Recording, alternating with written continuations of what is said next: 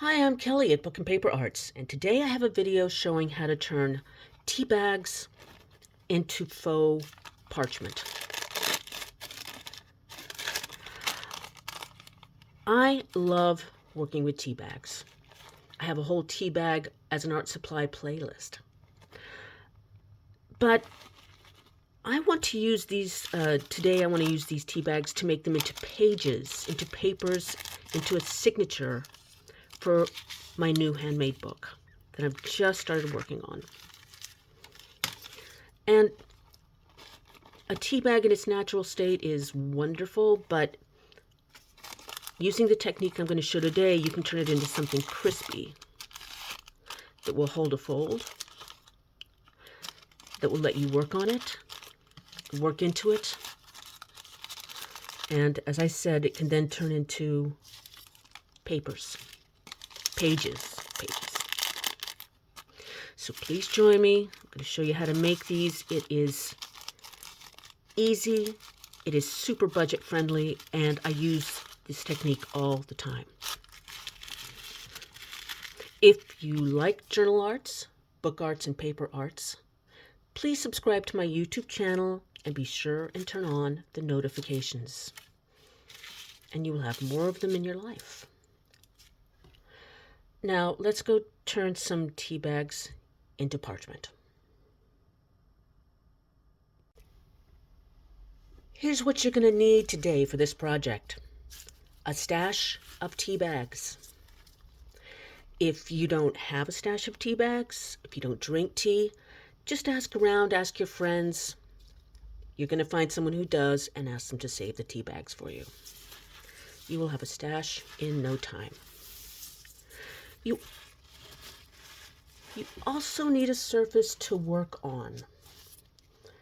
You need some kind of a surface that will not absorb the paste, that will let you peel after you've glued your tea bags and added the paste, that will let them peel up.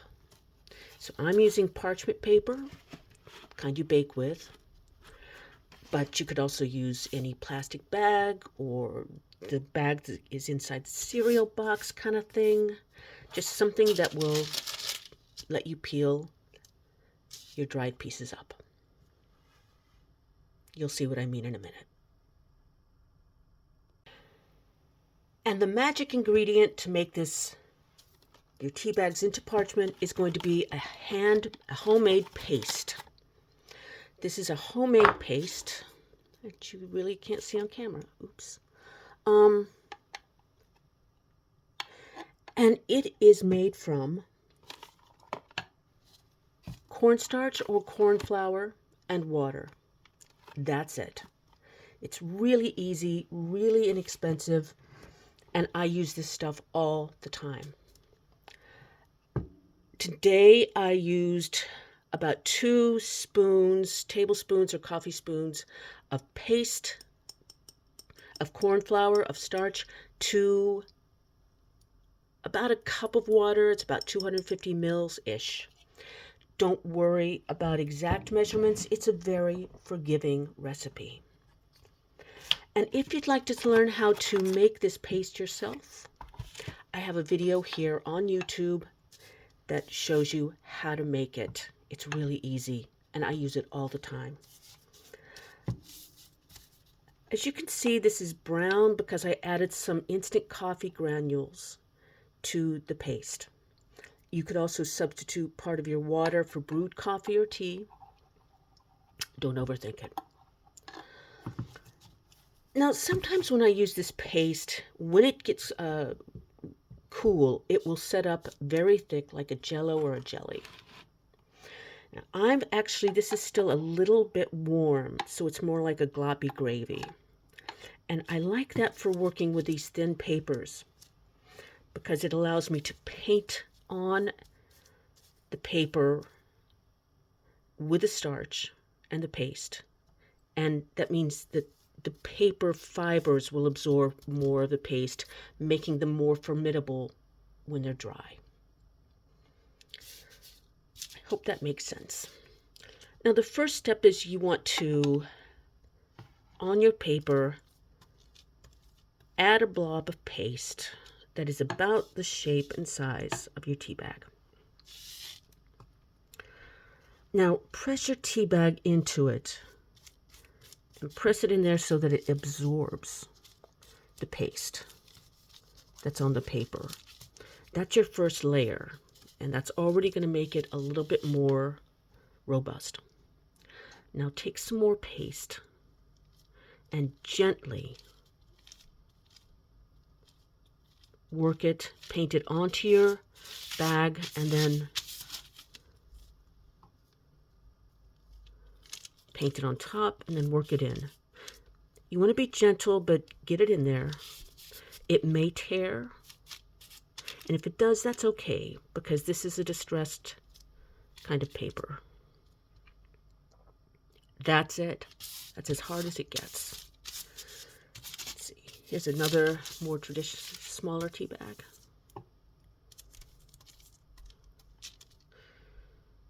Just put your layer down here.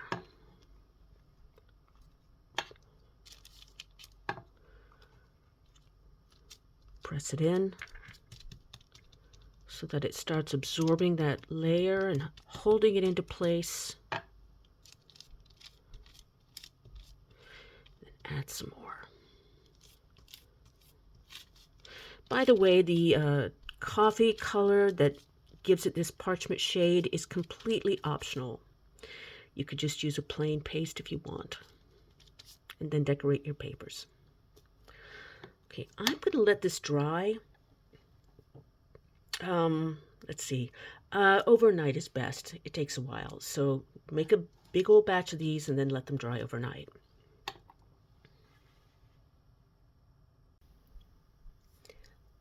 When I have done a similar technique here on YouTube, I'm always asked, instead of the handmade paste, the starch paste, can I use an acrylic gel medium or a white craft glue? The answer is yes, but if you use a gel medium or a craft glue, the white glue, it has a plastic in it. So your papers will be more robust and pretty, but they will be a little bit more rubbery. And what I want is crisp, like a parchment. So while the other is a pretty look, if you want them to be crisp and hold a fold, use the handmade starch paste. Now, when these have dried, they're sticking to the parchment. And you want to find a place that will let you, I'm using a card, that will let you lift up on the edge of your paper. And if you work it around, it will start to pull up. And again, if you get a little bit of a rip or a tear, like that, it's okay.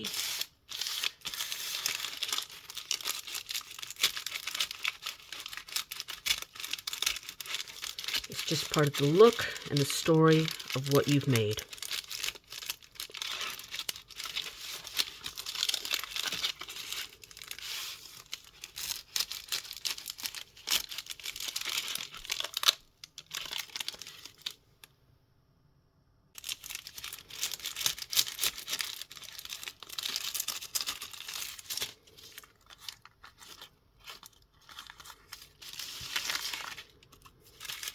And here's some of those slightly bigger ones. Come up like that.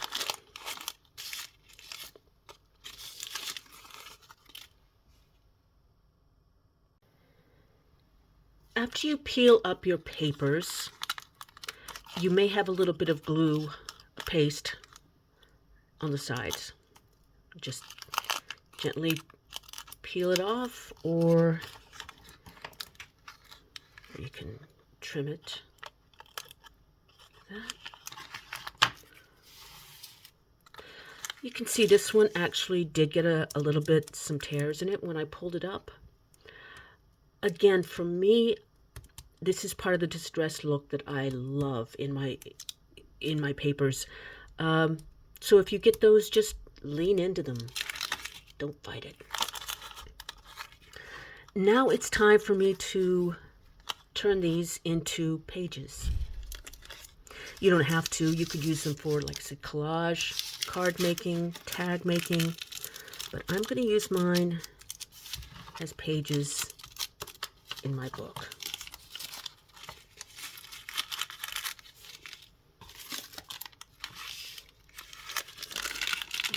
Now that they're dry and nice and crispy, and they will hold a fold. And then you can collage onto them, glue onto them. You can draw into them, some mark making, stitch onto them, or you can just let them be gorgeous.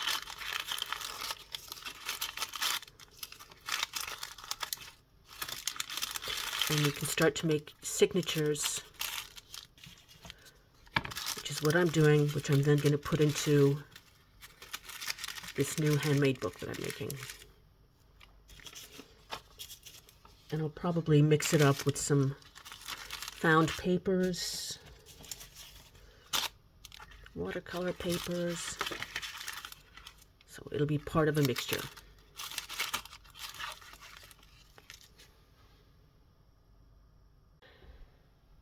While I had my paste out, I also made some faux parchment out of paper napkins. Going from this to this. And I'll also be tearing these and using these as papers in a signature. I also used the white layer of a paper napkin, like this, to make some paper lace. And you can do this with a paper napkin. You can also do it with a kitchen towel or a paper towel. And I used it inspired by a technique from Louise Janetta.